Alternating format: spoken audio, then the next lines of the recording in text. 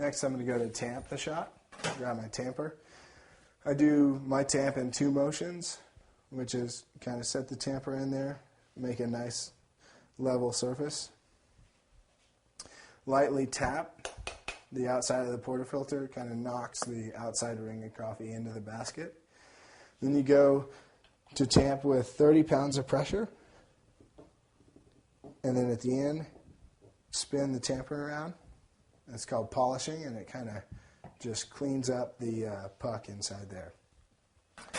What you're going to be asking at home, I'm sure next, is how do I know where 30 pounds of pressure is? And the only way I know to kind of figure that out and train yourself to do that is when you go to buy a tamper, there are other tampers with a mechanism right in here that gives way at 30 pounds.